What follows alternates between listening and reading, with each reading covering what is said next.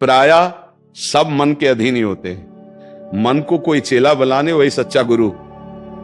दूसरों को तो चेला बनाना सहज है, मन को जो चेला बना ले वही सच्चा गुरु। मन ने सबको चेला बना रखा है, नहीं बना रखा? जैसा जैसा कहता है वैसे करना पड़ता है। और बड़ा बात यह है कि मन को हम जैसा कहें शास्त्र आज्ञा से वैसा चला ले, सो महात्मा, वही गुरु, वही भक्त। नहीं तो भाई भेष चाहे जो हो, पर मन के अधीनता से मुक्त होना बहुत कठिन होता है। कोई बिरला मन को अधीन करके भगवान की प्राप्ति करता है। तो आप लोग उसी बिरले में हैं, क्योंकि अगर सत्संग मिल रहा है, साधु संग मिल रहा है और अध्यात्म की बातें सुन रहे हैं, अध्यात्म में चल रहे हैं, तो हम ये नहीं कह सकते कि हमारे ऊपर भगवान की कृपा नहीं। कृपा है, पर हमें विचलित नहीं होना। कम से कम ये बात आप स्वीकार करते हैं कि कभी कभी वो हमको गिराने की कोशिश करता है, अर्थात आपका बहुत सहयोग देने लगा है। तो एक समय था कि हम पूरे उसके अधीन थे, आज है कि आधा आधा हो गया है। आधा वो हमारे अधीन हो रहा है, आधा अपने अधीन करना चाहता है। तो चढ़ाई और चढ़ते जाओ, उसके पॉइंट कम करते जाओ, अपने पॉइंट बढ़ाते जाओ कि अब 60%, अब 65%, अब 70%। फिर जिस दिन 100% तो तुम्हारे अधीन हो गया, उसी दिन भगवान के आनंद का जो स्वरूप है वो प्रकाशित कर देगा। अब ये लड़ाई बहुत जोर की है, छोटी मोटी लड़ाई नहीं है। वो छोटा मोटा शक्तिशाली नहीं, बहुत शक्तिशाली है। क्या? आपको सपोर्ट देगा, राधा राधा राधा, फिर धीरे से आपके सामने रखेगा। देखो इतने दिन जब करते हुआ कोई सुख तो नहीं मिल रहा, इसको भोगो, अभी आनंद आ जाएगा। और देखो ये भोग आपके पास व्यवस्थित है, देखो ना, अभी आनंद आ जाएगा। अच्छा, अब रुका राधा नाम, अब वो उस भोग में ले गया।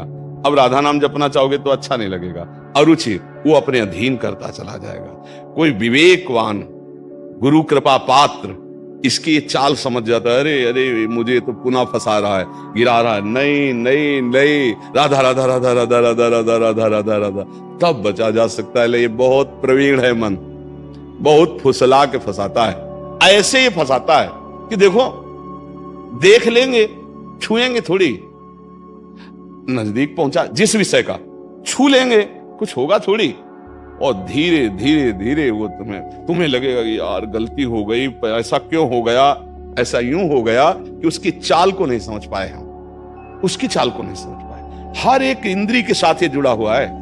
ये सुन लेंगे, ये देख लेंगे, ये छू लेंगे, ये भोग लेंगे। इन्हीं इंद्रियों के कारण हमें परमात्मा प्राप्ति नहीं हो रही। यही इंद्रियां भोगों में फंसाए हुए हैं, और उसका मुखिया ये मन है। और ये बहुत चतुर मंत्री है आपका मंत्री, पर ऐसा समझ लो कि भोला राजा और चतुर मंत्री, तो उसकी दुर्दशा कैसी होती राजा की। जो सलाह देता है वैसे ही कर देता है, और वो फंसता चला जाता है। और मंत्री अपने को बलवान बनाकर केवल नाम मात्र का राजा उसको बनाए हुए सारा काम वही कर रहा है। देख लो आप, नाम मात्र के आप जीव आत्मा भगवान के अंश हो, सारा काम वही मन कर रहा है। हमारा मन कर रहा है आज ये खाएं तो हम खाएं, नहीं, ये मन की मांग है, तेरी मांग नहीं है। लेकिन ऐसा कौन भेद पैदा कर पाता है? अब मेरा मन कह रहा है आज ये देखा जाए, तो अब भाई देखा जाए। मेरा मन कह रहा है, तो कभी कभी मन अच्छा सपोर्ट करता है। जैसे आपको मन ने ही कहा चलो चलते हैं सत्संग में, बाबा के पास बैठते हैं वृंदावन में, तो अच्छा सपोर्ट दिया ना। वो सपोर्ट ना देता तो आप नहीं आ पाते।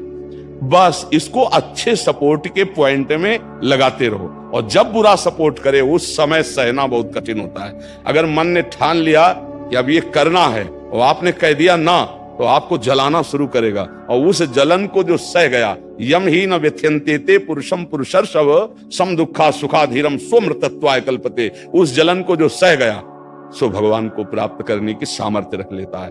बहुत कठिन है मन की जलन को सहना। बाहर के थप्पड़ सह जाना सही, लेकिन मन के थप्पड़ सहना बहुत कठिन, सबको गिरा देता है। इसका बहुत विचित्र बल होता है, और इससे बचने का केवल एक उपाय है, नाम जब ना छूटे और ये स्वीकार मत करो कि मुझे चाहिए। जैसे मन कह रहा है आज उस होटल में चलते हैं, अब रसेंद्री और मन एक हो गया है। अब आपको लगता है मेरी मांग है, तो बोले भाई आज मेरा मन कह रहा है यही, आज मेरा मन कह रहा है कि आज उस होटल का भोजन होना चाहिए। अरे तेरा मन कह रहा है, तू खुद कह रहा है, अब उसमें निर्णय करो सही है कि गलत। अगर गलत लग रहा है इसकी चाल तो आप मत जाओ, घर में रोटी दाल बनाओ, इसको अच्छा नहीं लगेगा, ये 100 बार कहेगा नहीं नहीं, तो आपको नहीं भाई आज तो यही खाना पड़ेगा। कल भले विचार करेंगे, कल विचार करेंगे आपकी बात पर आज नहीं, आज तो ऐसे बस में करना होता है। एक साधु के मन में आई कि खीर मिले, बहुत दिन से नहीं मिली, मन है कभी कुछ भी सोच सकता है, बहुत व्याकुलता हो गई, बस खीर खीर खीर। तो एक भगत के यहां गए, 10-5 गाय भैंस बंधी थी, और उनका कि आपकी श्रद्धा है संतों पर? उनका महाराज आदेश कीजिए। तो बोले 10 संतों के लिए खीर बना सकते हो आप? बोले 20 घर का दूध है, हम 20 संतों के लिए बना देंगे। बोले हम 11 बजे आएंगे दोपहर के, आप बना के तैयार रखिए। वो अकेले आए तो उनका और संत? बोले और संत यही है सर।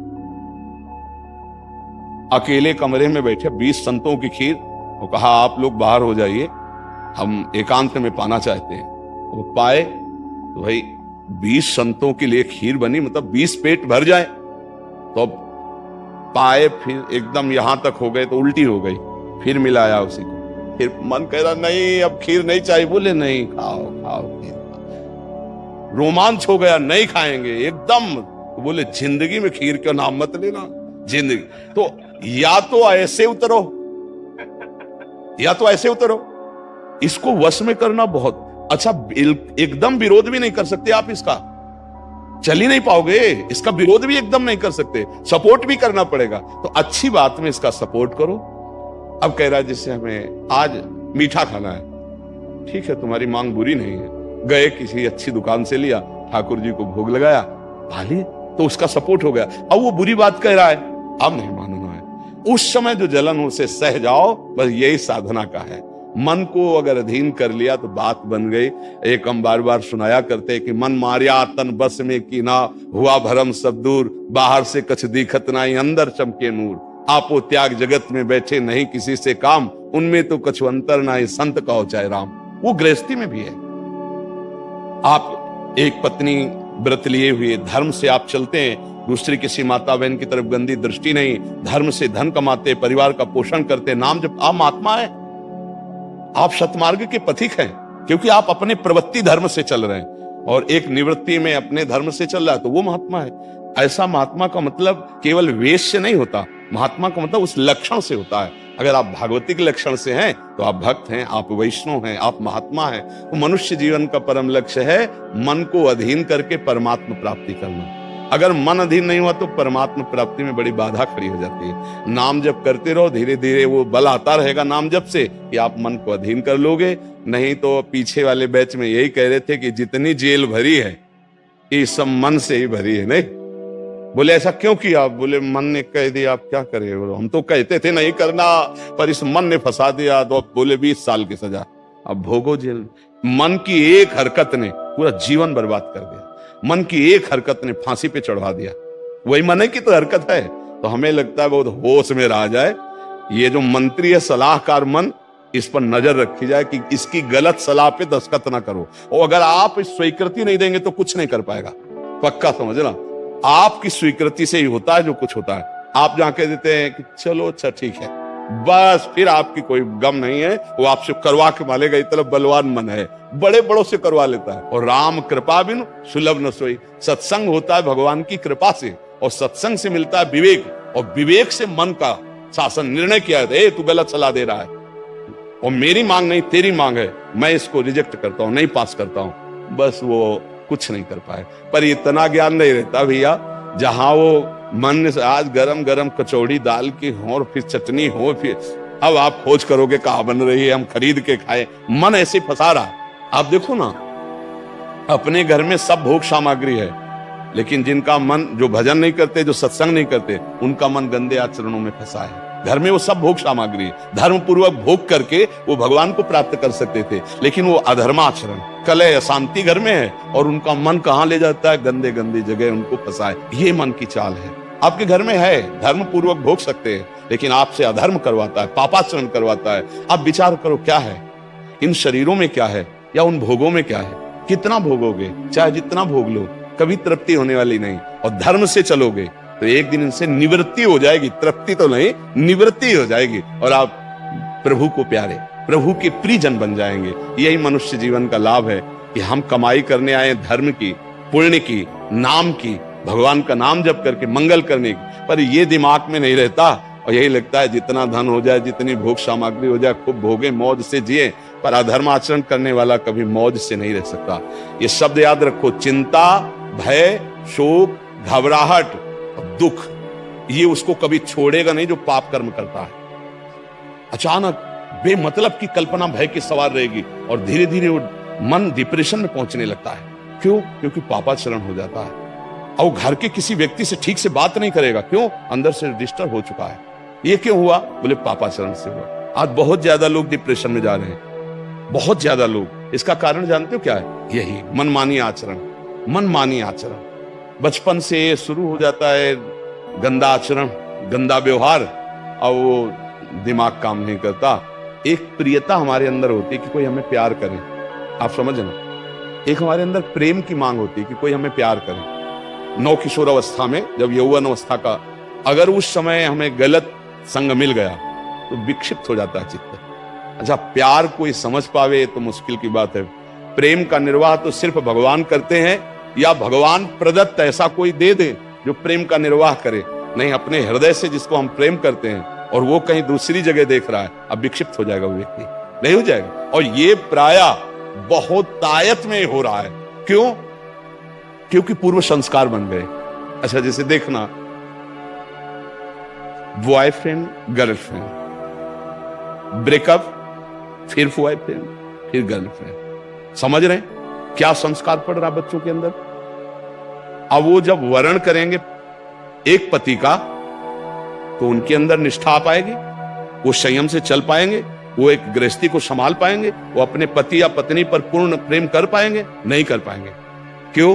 क्योंकि आदत खराब हो चुकी, संस्कार खराब हो चुके। अब ये हमारे समाज में ज्यादा फैल रहा है, नहीं फैल रहा है। अब जहां मन को संयम में लाने की बात आती है, वहां मन को तो हमने पहले ही रद्दी कागज बना दिया, पहले ही हमने उसको गंदा कर दिया। अब कैसे हो सकता है? गृहस्थी बहुत पावन मार्ग है, कोई ऐसा नहीं है।